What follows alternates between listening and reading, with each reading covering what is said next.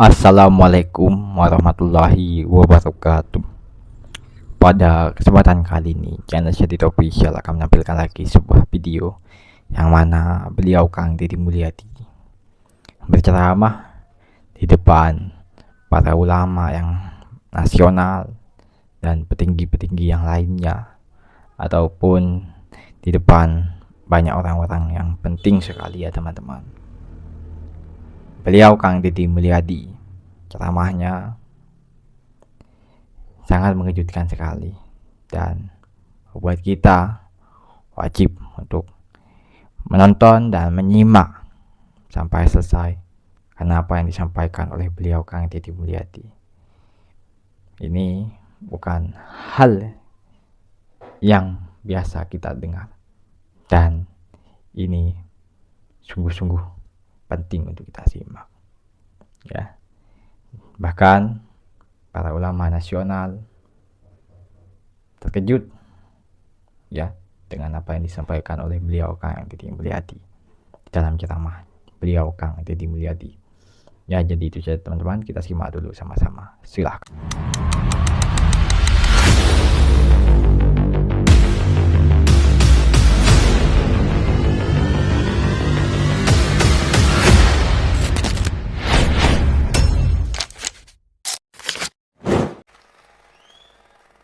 Kenapa Jokowi aja saya sebut, apalagi Deddy?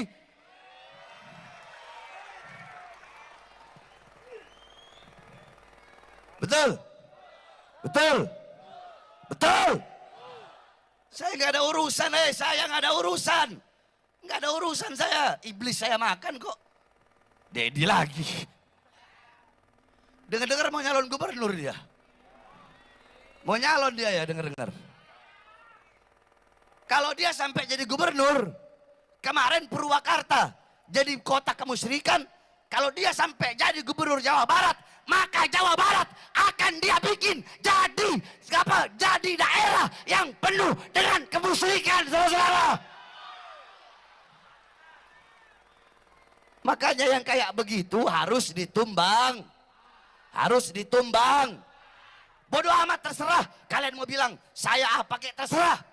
Assalamualaikum warahmatullahi wabarakatuh. Sampurasun. Alhamdulillah wa syukrulillah wa nikmatillah, la haula wa la quwata illa billah. Allahumma sholli ala sayyidina Muhammad wa ala ali sayyidina Muhammad. Hari ini kita sangat berbahagia karena selain mendengarkan lantunan dan adzan yang indah, kita bisa duduk bersimbuh setara di masjid yang megah, masjid penuh kedamaian, ketentraman dan kebahagiaan yang dalam bahasa Arabnya Darussalam. Dan hadir di tengah-tengah kita bukan hanya sebagai pejabat negara, tetapi kakak saya sendiri, Ketua MPR RI, Bapak Kiai Haji Ahmad Muzani. Bapak itu lebih dekat kekiaiannya dibanding politisinya, sehingga lebih arif dibanding yang namanya Arif. Saya ucapkan terima kasih juga atas kehadiran. Kalau dari nama awal namanya orang jadi ragu, Romo, tapi ternyata Romo R. Muhammad Syafi'i, Kiai Haji, Wakil Menteri Agama, yang saya dengar sebentar lagi akan melepas status dudanya.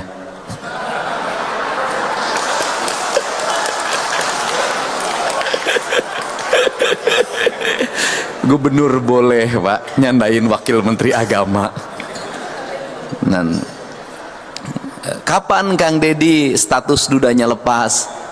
Kayaknya tidak akan pernah lepas. Saya hormati, ini adik saya, namanya sama, cuman tidak pakai Deddy, Kang Mulyadi, anggota DPR RI. Terima kasih. Kemudian juga Bapak Kepala Badan Penyelenggara Haji, saya ucapkan terima kasih Adik saya ini bupati sukses menata Kabupaten Bogor, nampak bersih, nampak indah, berani bongkar, berani lebarin. Bapak Rudi Sismanto, walaupun namanya Sismanto, tetapi dia masih keturunan Sumedang Larang. Saya hormati, ini orang gagah, tampan, pemberani, bintang 1. Bapak Jenderal, Ketua Yayasan, Kiai, Santri, Alhamdulillah. Pak Hengki Haryadi, terima kasih. Insya Allah kalau Pak Hengki memegang yayasannya, maka seluruh dana kotak amalnya akan terjaga dengan baik.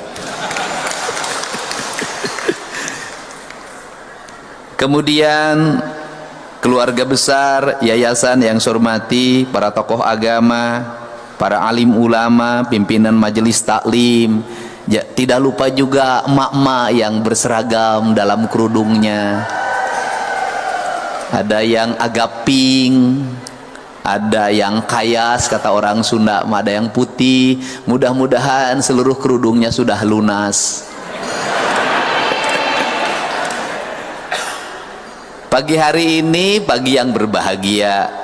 Sebagai gubernur tentunya ada hal yang mendasar yang menjadi amanah leluhurnya orang Sunda, yaitu Sunan Gunung Jati yang dulu bermukim di Cirebon.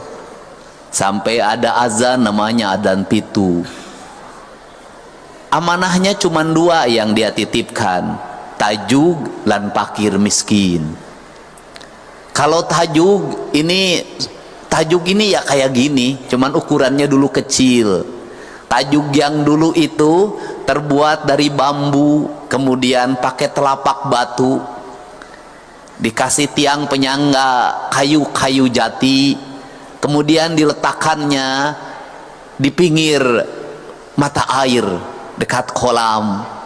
Kemudian di tempat itu ada azan yang dilantunkan tanpa pengeras suara. Di ruangannya hanya lentera untuk mengajarkan ngaji guru pada muridnya. Dan di tajuk itulah nilai-nilai kedamaian, nilai-nilai kerukunan, nilai-nilai spiritualitas bagi anak-anak pedesaan terbangun. Belajar ngajinya lama, ada yang dari alif batasa sampai narawas, itu ada yang 1 tahun baru bisa, 2 tahun baru bisa, bahkan ada yang 6 tahun baru bisa.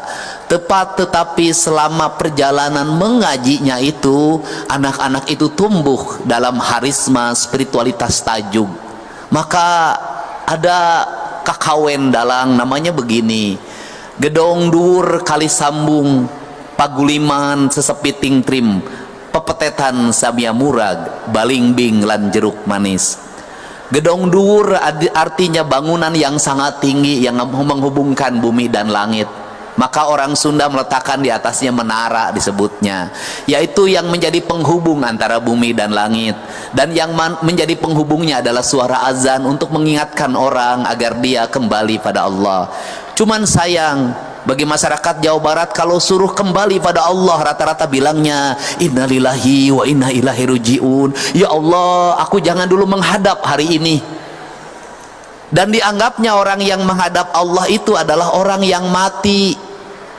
Padahal orang yang menghadap Allah itu adalah orang yang hidup. Dan orang yang tidak menghadap Allah adalah orang-orang yang mati. Sesungguhnya panggilan azan itu adalah panggilan untuk orang agar kematian berubah jadi kehidupan. Mati telinganya, mati tangannya, mati hidungnya, mati matanya, mati lidahnya, mati hatinya. Maka suara azan itu mengingatkan dia untuk segera kembali hidup, agar telinganya hidup, matanya hidup, hidungnya hidup, lidahnya hidup, dan kematian matinya hidup. Kata orang Sunda itu, jaga panon ku awasna, jaga celi ku danguna, jaga irung ku angsena, jaga letah ku ucapna, jaga hate ku ikhlasna. Maka masjid itu sesungguhnya merupakan sumber dari kehidupan dan tempat untuk menghidupkan orang-orang yang mati. Maka orang-orang yang bersujud adalah orang-orang yang hidup.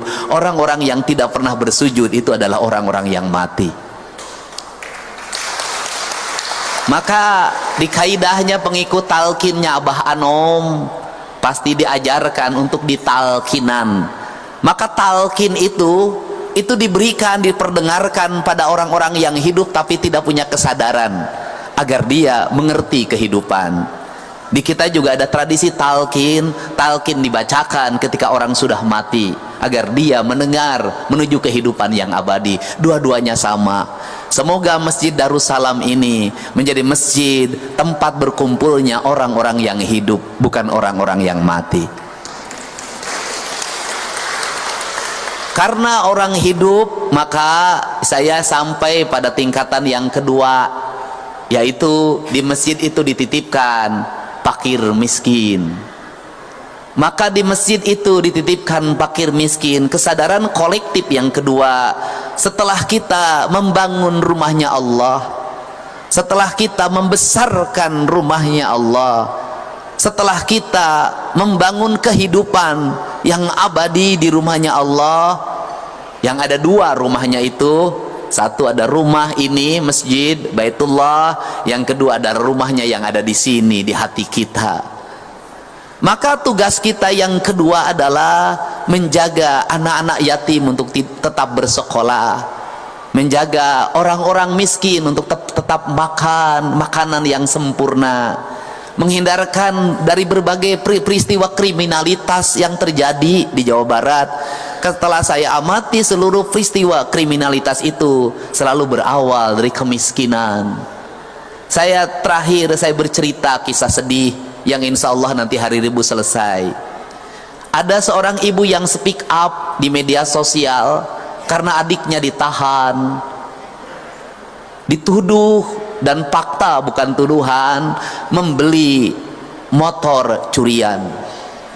Adiknya itu pinjam sana sini ingin ngojek untuk membeli motor curian itu, maka terkumpullah uang 2 juta. Dia tidak tahu kalau motor itu yang dibeli adalah motor curian.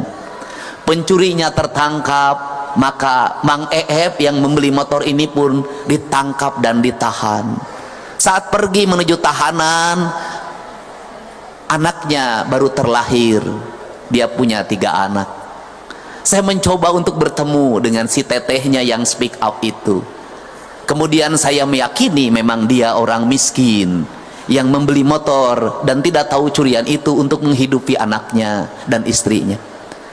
Kemudian saya bertanya kepada kejaksaan, bisakah yang disebut dengan restoratif justice? Bisa. Saya bertanya pada kasat reskrimnya, bisa enggak restoratif justice? Bisa, asalkan ada rasa maaf dari pemilik motornya.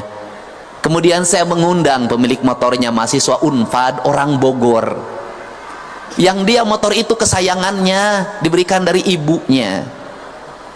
Dan saya bertanya, kamu mau memaafkannya? Dia katakan, kalau melihat Bang Usep saya memaafkan, tapi yang nyurinya memang profesinya mencuri, tidak akan saya maafkan. Maka saya memilih untuk memberikan motor baru bagi yang dicuri itu, dan dia harus mengikhlaskan motor yang 2 juta itu, bukan hanya dimaafkan tapi motornya diberikan.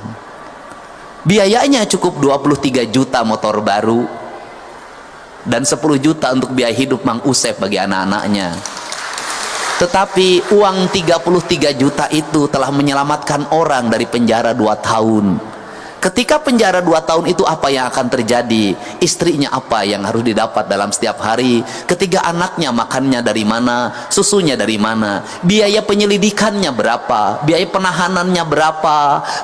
Biaya untuk penuntutannya berapa? Biaya dakwaannya berapa?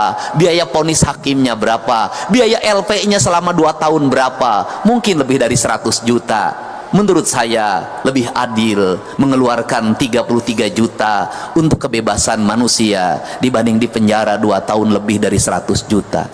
Semoga tajuk ini, masjid ini menjadi inspirasi untuk membangun rasa adil dalam kehidupan kita.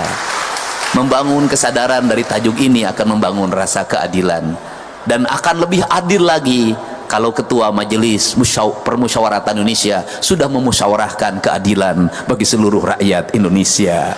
Terima kasih. Wallahu muwaffiq ila aqwamit thoriq. Assalamualaikum warahmatullahi wabarakatuh. Ya, oke. Jadi seperti itu ya teman-teman dan saudaraku semuanya. Mungkin teman-teman sudah menyimak dan sudah menonton ataupun sudah mencermati dan memahami seperti apa video yang barusan saya tampilkan. Ya, seperti yang kita bahas kemarin-kemarin, banyak orang yang bahkan meragukan beliau Kang Deddy Mulyadi. Ya, banyak yang bilang gubernur konten atau segala macam. Ya, karena kebijakan-kebijakan yang beliau buat tidak biasa yang biasa kita lihat seperti itu teman-teman. Mungkin seperti itu. Tapi coba kita pikirkan lagi ya, secara teori, secara logika, Kang Deddy Mulyadi buktikan meski di atas keraguan orang-orang. Bahkan Kang Deddy Mulyadi, siapa sangka ceramahnya sungguh luar biasa seperti ini ya teman-teman, mencapai tingkat marifat. Wow, ini sangat mengejutkan sekali ya teman-teman. Mungkinkah orang-orang yang bilang beliau ini itu, beliau yang mengkritik beliau Kang Deddy Mulyadi ini itu, mungkinkah akan minder dengan ceramahnya beliau? Mungkinkah merasa minder dengan ceramahnya beliau? Ya, banyak sekali yang bilang beliau Kang Deddy Mulyadi ini itu ya. Tapi di atas keraguan orang-orang, beliau Kang Deddy Mulyadi sekarang membuktikan, bahkan lewat ceramahnya sungguh luar biasa, dan pidatonya yang begitu meluas ya, yang lagi viral gitu. Pidato dan ceramahnya beliau Kang Deddy Mulyadi sampai viral ya teman-teman. Dan mungkin teman-teman kurang lebihnya teman-teman bisa simak dan tonton lagi ya. Takutnya ada salah pemahaman, takutnya ada salah pengertian, salah ucapan, salah ungkapan, salah apa yang saya sampaikan, salah apa yang saya lontarkan. Saya minta maaf sebesar-besarnya untuk teman-teman dan saudaraku semuanya. Dan saya tutup videonya. Terima kasih sebanyak-banyaknya. Dan saya ulangi lagi, mohon maaf sebesar-besarnya apabila ada kesalahan, salah pengertian, salah ucapan, salah ungkapan, salah apa yang saya lontarkan, salah apa yang saya ucapkan, dan salah apa yang saya ungkapkan. Saya minta maaf sebesar-besarnya dan terima kasih sebanyak-banyaknya. Dan saya tutup videonya. Terima kasih banyak.